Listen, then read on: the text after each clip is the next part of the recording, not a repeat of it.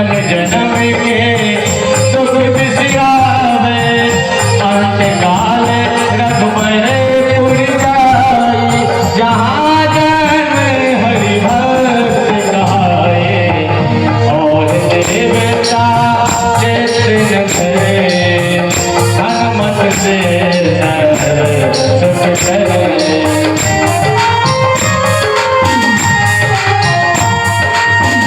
संकट हरे मिटे सब पीरा जय तुम है हनुमत बलबीरा जय जय जय हनुमान गोसाई कृपा करहु गुरुदेव की नाई जो सतबार पाठे कर कोई छोटे बंदे महा सुख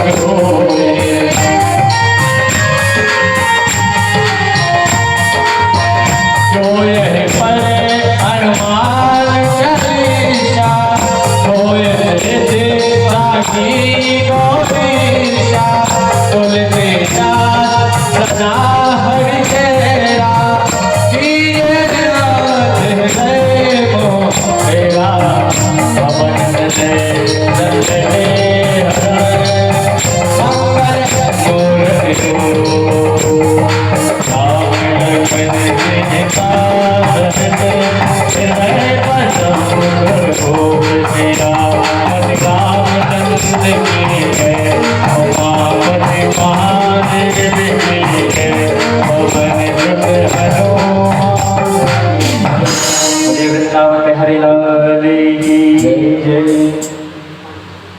सभी यजमान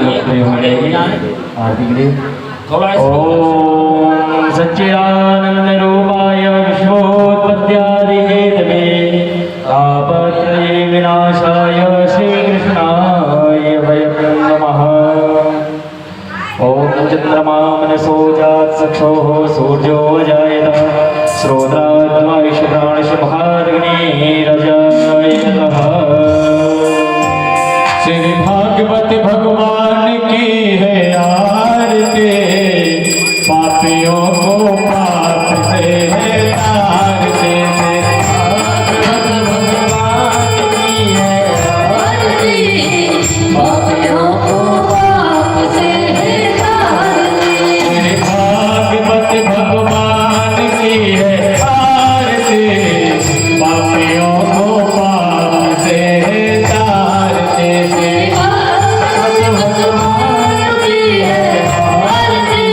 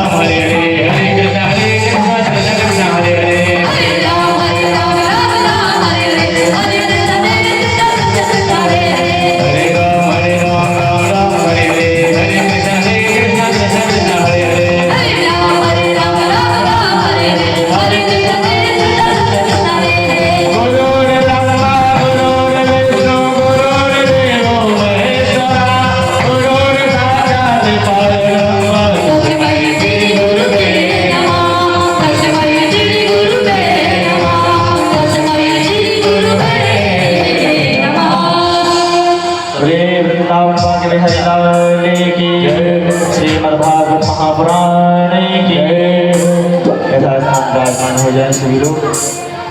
आज के जो मुख्य यजमान है वह थोड़ा आगे विराजमान होंगे और थोड़ा बीच में गैप छोड़ देंगे, उसके बाद बैठ जाए सभी लोग। ओम वक्रतुंड इनके आगे नहीं बैठेगा, सूर्यकोटि समप्रभा निर्विघ्नं कुरु मे देव सर्वकार्येषु सर्वदा। ध्याये सदा परिभवघनं इष्टदोहं तीर्थास्पदं सुदर्शितनुतं शरण्यं भृत्यार्ते प्रणतपालभवादिपोतं वन्दे महापुरुषते चरणारविन्दम्। कृत्वा सुदुःखे अजसरोऽपि सदराजलक्ष्मी धर्मिष्ठयार्यवचसा यद्गादरण्यं मायामृगं दयत एपि शतमनवा धावद वन्दे महापुरुषते चरणारविन्दम्। वंशी विभूषितकरानवनीरदाभात् पीताम्बराधरो बिम्बफलाधरोष्ठात् पूर्णेन्दु सुन्दरमुखादरविन्दनेत्रा विश्वात् परं किमपि तत्त्वमहं न जाने।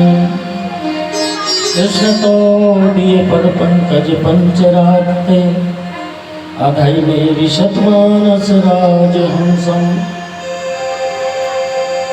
प्राणप्रयाण समय कफवात पित्ते कंठावरोधेन विधौ विश्वं कुतुस्ते। नारायणं नमस्कृत्य नरचैव नरोत्तमं देवीं सरस्वती व्यासं ततो जयमुदीरये। सीताराम समारम्भा रामानन्दार्य मध्यमाम् अस्मदाचार्य पर्यन्तां वन्दे गुरु परम्पराम्। अज्ञानतिमिरान्धस्य ज्ञानाञ्जनशलाकया चक्षुरुन्मिलितं येन तस्मै श्री गुरवे नमः। जय जय श्री राधारमण जय जय नवल किशोर जय गोपी चित चोर प्रभु जय जय माखन चोर। गोपी कृतवारीशं मस्कीकृतराक्षसान्तकं वन्दे रामायण महामाला रत्नं वन्दे नीलातयम्। अंजनानन्दनं वीरजानकी शोकनाशनं कपीशमञ्चन्तारं वन्दे लङ्काभयङ्करम्। उल्लङ्घ्य सिन्धु सलिलं सलीलं अक्षोकवन्दे जनकात्मजायाम्। आदाय तेनेव विददाय लङ्कां नमामि तं व्रजराजञ्जनेयं मनोजवं मारुततुल्यवेगं जितेन्द्रियं बुद्धिमतां वरिष्ठम्। वातात्मजं वानरयूथमुख्यं श्रीरामदूतं शरणं प्रपद्ये। हनुमान हठीले रंगीले बली जिन मानो महागण लंकापति ने पहाड़ उखाड़ सजीवन लाए शोक न मानो महाशक्ति को, लेके मुद्र का कुंद समुद्र में, शोक हरो है सीता सती को। तुलसी संकट काहे न कटे, जब ध्यान धरे हनुमान यति को। बोलो श्यावर रामचंद्र की जय, वृंदावन बिहारी लाल की जय, पवन सुत हनुमान की जय, लोखेर माता की जय। दो बार प्रभु का नाम लेते हैं, जिससे हम सबके लिए कथा सुनने की शक्ति आए और उसमें चित्त भी लगे आप लोगों का। कीर्तन करने से हमारा मन पवित्र हो जाता है, चित्त एकाग्र हो जाता है। चित्त को जीतने के लिए कीर्तन बहुत जरूरी है। श्री राम जय राम, जय जय राम, श्री राम जय राम, जय जय राम, श्री राम जय राम, जय जय राम, श्री राम जय राम, जय जय राम, श्री राम जय राम, जय जय राम, श्री राम जय राम, जय जय राम, श्री राम जय राम, जय जय राम, श्री राम जय राम, जय जय राम, श्री राम जय राम, जय जय राम,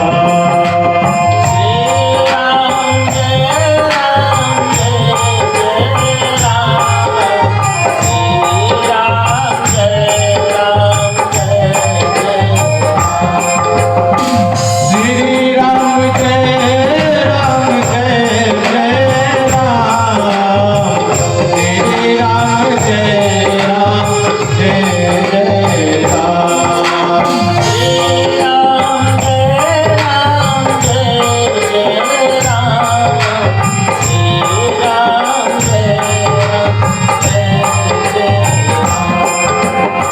श्री राम जय राम, जय जय राम, श्री राम जय राम, जय जय राम,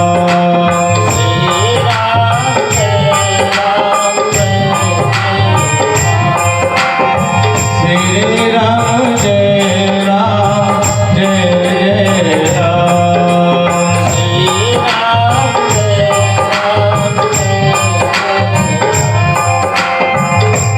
राम जय राम, श्री राम जय राम, जय जय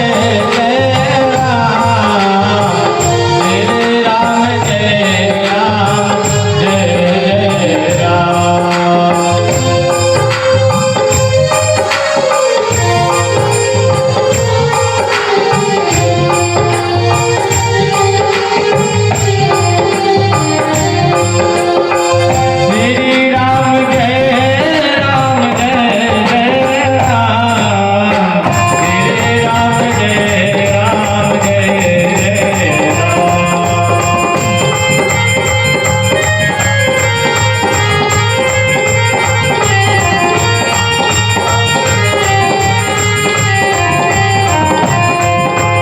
श्री राम जय राम, जय जय राम, श्री राम जय राम, जय जय राम।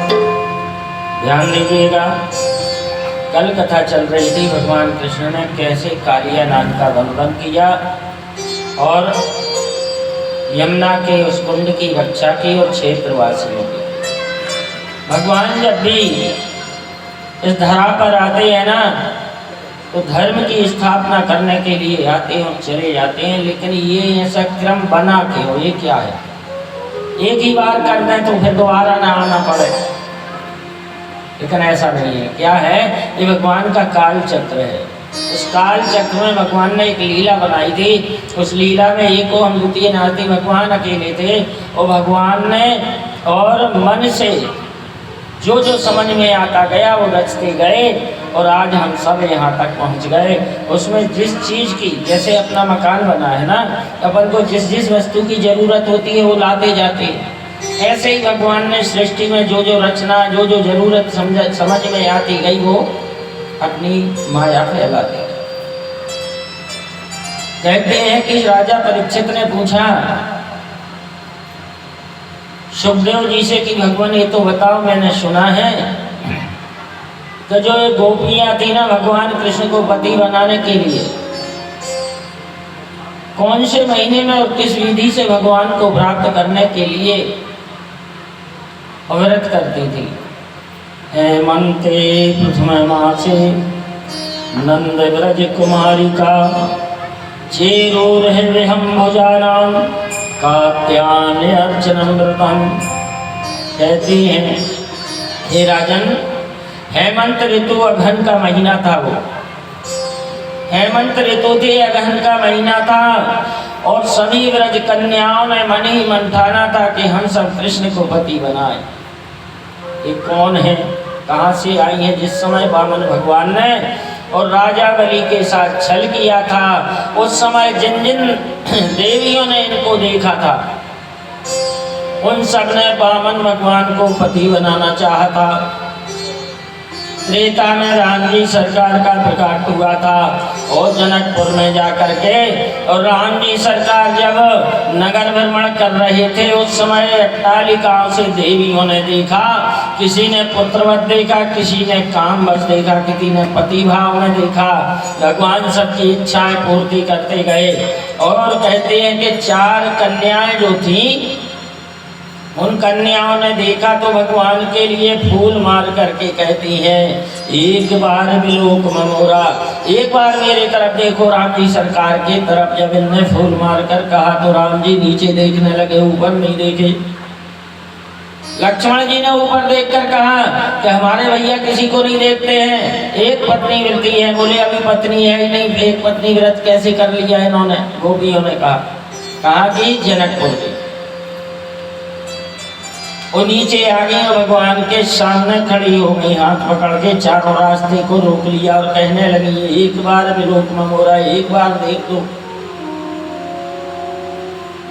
लक्ष्मण जी ने जैसे तैसे भगवान को आगे निकाला। भगवान ने ऐसे 2 उंगली उठाई, उठाकर पीछे कर दी, पीछे ऐसे उंगली उठा दी। राम जी सरकार ने तो इनने समझा कि हम 4 हैं वो 2 हैं, इसलिए 2 को बुला रहे हैं। तो 2 लड़के पीछा करते करते भगवान के पीछे पीछे जाकर बाग में पहुंच गए जहाँ रुके हुए थे। लक्ष्मण जी ने कहा भैया देखो ये 2 आ रही है पीछे पीछे। राम जी ने कहा नहीं, इनने गलत समझा है, आने वाले द्वापर में मैंने प्राप्त हो जाऊंगा। तो जनकपुर की देवियां जंगल के संत महात्मा रसिक भाव से पति रूप में, ध्यान देना, भगवान को पति बना करके पुरुष हो चाहे स्त्री, जो स्त्री पुरुष है, स्त्री पुरुष का संबंध अलग है, ये दोनों एक ही है। ये दोनों भगवान को पति पुत्र भ्रात दास रूप में जैसे भी चाहे भगवान को एक रिश्ता मंजूर होता है। अब वो रिश्ता तुम्हें क्या बनाना है ये तुम्हारे ऊपर है। पुत्र बना लो, भगवान को पुत्र बनकर काम करेंगे, भाई बना लो, भाई बनकर काम करेंगे, पिता बना लो, पति बना लो, जो तुम्हारी धारणा हो वह सारूप मुक्ति में आपको प्राप्त हो जाएगी। जब तुम्हारा शरीर छूटेगा तो भगवान तुम्हें उसी विधि से मिलेगी, ये ध्यान रखना। आज इति मंत्र जपति यंता पूजा चक्रो कुमारिका एवं चेरो कुमारी कृष्ण चेत तेजसा भद्रकाली च मानुभूर्यानंद सुतापति। नंद के पुत्र को पति बनाने के लिए कुमारिकाओं ने भद्रकाली की पूजा की। सत्य थाय गोत्रेश्वर्य नान्यवध्वायवा कृष्ण मुंजेरी गुरुयात्या कालिंदास्तात मन्नवहम। कालिंदी के तट पर, यमुना के तट पर जाकर के और ये क्या करती थी, बालू की मूर्ति बनाती थी भद्रकाली की।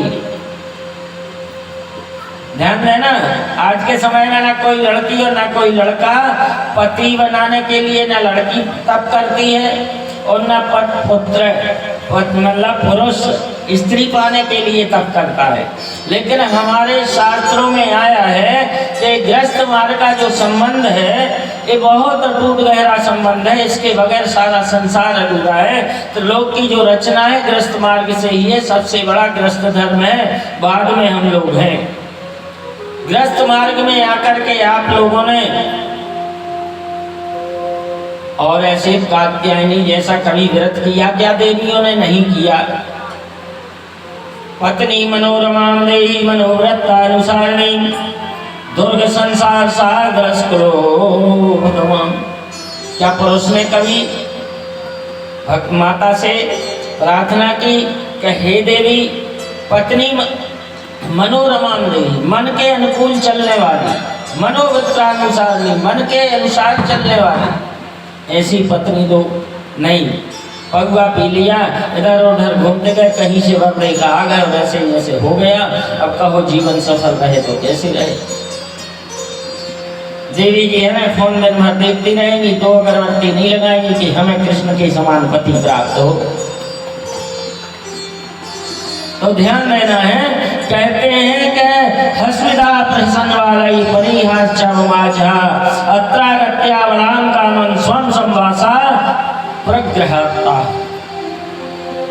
भगवान कहते हैं सुखदेव जी, हे राजा परीक्षित, उन देवियों ने एक मूर्ति बनाई, भद्रकाली की मूर्ति बना करके और बहुत सुंदर तरीके से भगवान की पूजा करने लगी और व्रत चालू। नियम क्या? सुबह जाकर के सूर्य के उषा काल में यानी 4 बजे उठ जाना, 4 बजे जाकर के नदी पे पहुंच जाना, सभी देवियों को मूर्ति बनाना, मूर्ति बना के स्नान करना। स्नान करने का तरीका गलत था। ईश्वर को पाने के लिए थोड़ा धर्म की जरूरत है, ऐसा नहीं है। धर्म की अगर आपने धर्म से प्राप्त करना चाहा, भगवान के कनेक्शन मिल जाएंगे और आपसे ज्वाइंट हो जाएंगे। देवियों ने वस्त्र उतारे, वस्त्र उतार कर गले तक जाकर स्नान करने लगी। एक भी वस्त्र तन में नहीं था। यह भगवान को ठीक नहीं लगा। क्यों नहीं लगा? कि मित्रावरण नाम का देवता होता है जल, और जल का इतना बड़ा अपमान कर रही है। कभी निर्वस्त्र होकर स्नान नहीं करना चाहिए, हमारे धर्म में पर्दा बताया गया है। तो जब इन देवियों ने ऐसे स्नान किए तो भगवान अपने सखाओं को लेकर के और यमुना के तट पर पहुंच गए और कदम्ब के पेड़ पे सारे वस्त्र चोरी कर लिए। वो सब जितनी थी वो सब स्नान में मगन थी, और इधर भगवान ने चोरी कर लिए। अब जैसे ही मुड़कर देखा तो वस्त्र दिखाई नहीं दिए। इन्होंने यहाँ चारों तरफ देखा तो देखा भगवान कृष्ण कदम्ब पर हैं और भगवान कृष्ण बांसुरी लिए हुए हैं और वहाँ पर सारे वस्त्र रखे हुए हैं। भगवान ने वस्त्र चोरी क्यों किए? जब भगवान ने अंशों से अवतार लिया था, भगवान को पता था कि मेरे पास कुछ नहीं है, लेकिन मुझे वस्त्रों की आगे द्रौपदी की लाज बचाने के लिए जरूरत पड़े।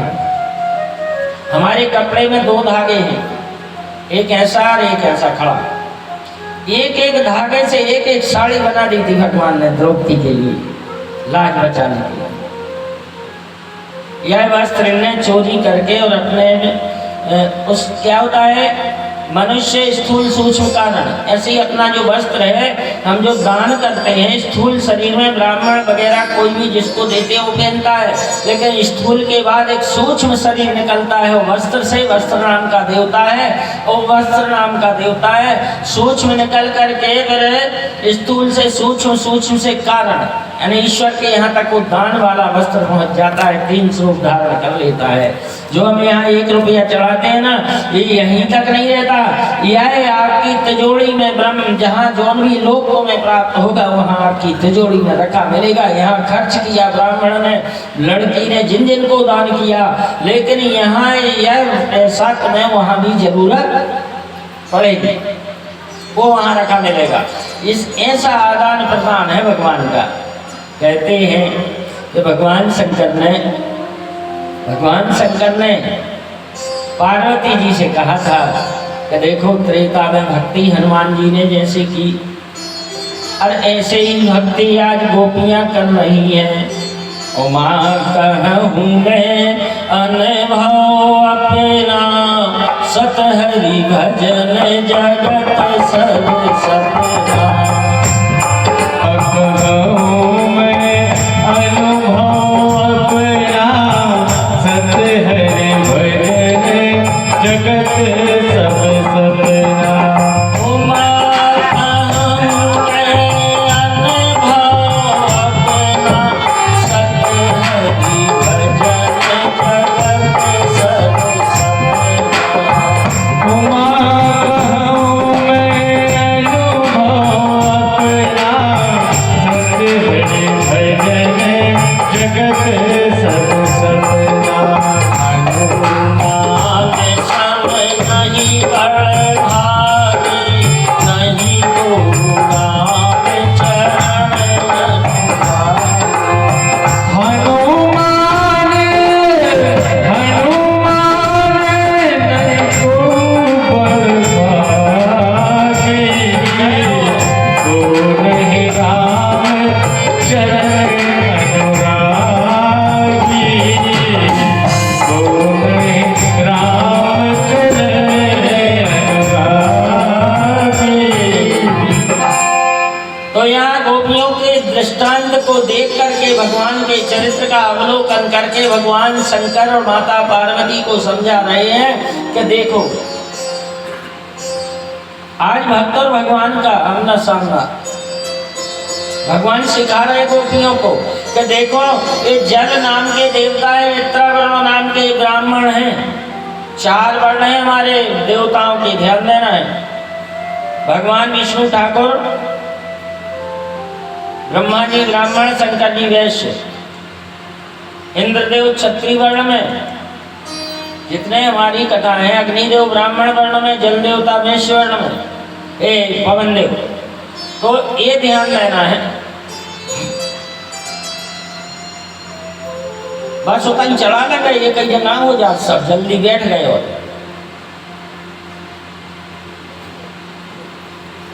अजय भी गोपी तो है भगवान, उनका पता है कैसो का करने। गुरु वृंदावन हरि लाल की जय। नाम आयोदित पूर्वनानंद तंदे विदु, एक एक साहा प्रतीक्षत हम सैवो सुमध्यमा। भगवान ने सारी गोपियों को समझाया कि जिससे तरह तुम स्नान कर रही हो ऐसे प्राप्त नहीं होऊंगा मैं। गोपियों ने कहा कृष्ण ज्यादा होशियारी मत दिखाओ, हम कंस के पास जाएंगे फिर तुम्हारी पूरी शिकायत करेंगे। वो कंस पता है कैसा है, आपको कारागृह में डाल देगा और आपको बहुत बड़ा दंडित करेगा। भगवान कहते कंस का यहाँ पारा चलने वाला नहीं है, जाओ कह आओ, निकलो पानी से और कह के जाओ। अब पानी से कैसे निकल सके? बोली हम नंद बाबा से कहेंगे, यशोदा मैया से कहेंगे, इनने हमारे साथ ऐसा किया। भगवान कहते हैं रोक कौन रहा है, चली जाओ। तो वह शीत के कारण कप कपा रही थी, अगन का महीना था, ठंडी होती और जल में खड़ी थी, कांपने लगी। श्याम सुंदर मत करो मेरे साथ ऐसा, हम लोग ठंड से बीमार हो जाएंगे, ब्रज में हम जाकर तुम्हारी बहुत बड़ाई करेंगे। भगवान कहते हैं मुझे बड़ाई से कोई मतलब नहीं है और न बुराई से।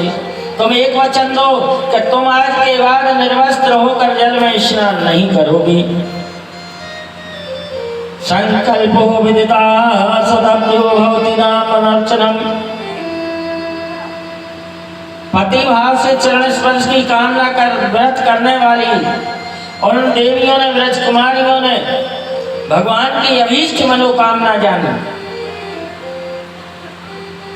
तो नबलाओं ने, साधु स्वभाव वाली कुमारियों ने कहे बिना ही और भगवान से कह दिया कि मैं अब ऐसा नहीं करूंगी, मैं तुम्हारी शिक्षा का अनुमोदन करती हूँ तो भगवान भी कहते कि हम भी तुम्हारी इच्छा का अनुमोदन करते हैं। तुम जिस भाव से हमें प्राप्त करना चाहती हो हम तो उस भाव से प्राप्त हो जाएंगे। जब ऐसे कहा तब जाकर के गोपियों ने विनय की, तब भगवान ने वस्त्र दिए और फिर भगवान ने वचन दिया शरद पूर्णिमा की रात्रि अमृत की वेला होती है, उस समय मैं तुम्हें प्राप्त होऊंगा, एक रात्रि में तुम्हें प्रदान करता हूँ। गुरु वृंदावन हरि राय की जय हो। दास्यति काम मनसा मनुष्य दिया, ये वचन तो भगवान ने दे दिया। लेकिन इधर एक दिन भगवान जा रहे थे वन में बछड़े चराने, यज्ञ पत्नियां यज्ञ कर रही थी। भगवान ने ग्वाल वालों को भेजा, जाओ ब्राह्मणों से भोजन मांग लाओ, ब्राह्मणों से भोजन मांग लाओ। ये वे सब ग्वाल वाल गए, ब्राह्मणों ने भोजन नहीं दिया, बोले जब भोग लग जाएगा भगवान को तब देंगे। अब भगवान यहाँ ब्राह्मणों को ज्ञान दे रहे हैं, अतिथि देवो भव। अगर भोजन के समय कोई आ जाए भले भोग न लगा हो, लेकिन अगर वो भूखा है तो उसे भोग दे देना चाहिए, वही ईश्वर रूप में आया है। जब उनने नहीं दिया तो लौट कर आए, भगवान कृष्ण कहने लगे जाओ तुम उन ब्राह्मणों से मत मांगना, ब्राह्मणों की जो पत्नियां हैं उनसे मांगना। जब ब्राह्मणों की पत्नियों के पास गए कि यहाँ कृष्ण आए नंद बाबा के छोरा दोनों, वो भोजन चाहते हैं, और स्त्रियों ने भोजन बनाया था, तुरंत बिना भोग लगाए भगवान को दे दिया। कहते हैं कि भगवान की लीला बहुत सुंदर होती है। कथा आती है कि एक बार सभी गोपों ने मिलकर एक मंत्रणा की कि आज गोवर्धन का पूजा करने का समय आ रहा है, पूजन करना चाहिए हम सबको। कृष्ण भगवान ने कहा पूजा से क्या होता है? इंद्र के पूजन से, इंद्र का पूजा करना चाहिए। बोले इंद्र क्या करेगा? इंद्र के पास में आवर्तक सावर्तक नाम के मेघ हैं, और 7 मेघ और हैं छोटे वाले, वो वर्षा करते हैं, घास उग जाती है, घास गायें खाकर हमें दूध देती हैं और पानी पीती हैं, और हम इंद्र का पूजा नहीं करेंगे तो पानी नहीं गिराएगा तो हमें दुख होगा। भगवान बोले ये सब झूठी बातें हैं, पानी प्रकृति के नियम से बदलते होने से गिरता है, इंद्र का कुछ नहीं है। भगवान क्या बता रहे, जहाँ मैं आ गया वहाँ सारे देवी देवता नीचे हैं। तो भगवान ने समझाया, अपनी चाटुकारिता से समझा करके कहा कि नहीं, अपन को जिस पर्वत में पानी गिरता है उस पर्वत का पूजन करना चाहिए। वह पर्वत जो है हमें घास देता है और हमारी गायों की सुरक्षा करता है, जल मिलता है। भगवान की बातों में सब आ गए, और वह समय मरण धर्मा कृष्ण की बात मानकर और देवताओं की अवहेलना करने पर सभी गोप उतारू हो गए। जैसे वेदांत विद्या को छोड़कर कर्म कांड की अदृढ़ नैया से भवसागर पार करना कठिन है। ध्यान देना, हमारी मुक्ति कैसे होगी? भक्ति से। हमारी मुक्ति होगी भागवत गीता से, पूजन पाठ से नहीं होगी। जो हम पूजा पाठ करते ना, इससे हमारे घर के जो कार्य हैं वो बनते रहेंगे, यही सहायता मिलती रहेगी देवी देवताओं से। लेकिन इससे आप सोचो, कर्म कांड करने से क्या मुक्ति प्राप्त हो सकती है? नहीं हो सकती। कहते हैं कि कर्म कांड की अदृढ़ नैया को पकड़ करके मनुष्य पार होना चाहे भवसागर तो मुश्किल है। कर्म कांड क्या है? हम जो पूजन कराते ना, ब्राह्मण देवता तुम सब करते, ये करना तो जरूरी ही है, इसके बगैर काम नहीं चलेगा। कुलदेवी कुल देवता शंकर जी, देवी जी पाठ करना, पूजन करना, शंकर जी बनवाना, ये सब कर्म कांड में आते हैं। यज्ञ है, ये कर्म कांड में आता है। लेकिन श्रीमद् भागवत और गीता वगैरह ये कर्म कांड में नहीं आते, भक्ति मार्ग में आ जाते हैं। तो अगर मोक्ष की कामना है, ईश्वर को प्राप्ति की कामना है, तो गीता रामायण भागवत से जोड़ना पड़ेगा। और अगर रोग राई धन दौलत इन सब की जरूरत है तो हमें जुड़ना पड़ेगा इन पूजा पाठ से। ये पूजा पाठ हमारे रास्ते बनाते जाएंगे। कहते हैं मंगल ग्रह है ना जो भूमि का बेटा, मंगलो भूमि पुत्र प्रणहर्ता धनप्रदा स्त्रामनु महाकाय सर्वकर्म रोजगार। मंगल ग्रह में सोने की खाने हैं यानी पीली भूमि है, वो पीली भूमि से स्वर्ण निकल सकता है। मंगल ग्रह में लाल है, भूमि का बेटा है। तो मंगल ग्रह कहाँ है? उधर है। और तुम यहाँ मंगल ग्रह की साधना करोगे तो तुम्हारा कनेक्शन जुड़ जाएगा, मंगल ग्रह का तेज तुम्हारे शरीर में आ जाएगा और कर्ज तुम्हारा हटने लगेगा। क्या होगा? कर्जा है जो हट जाएगा।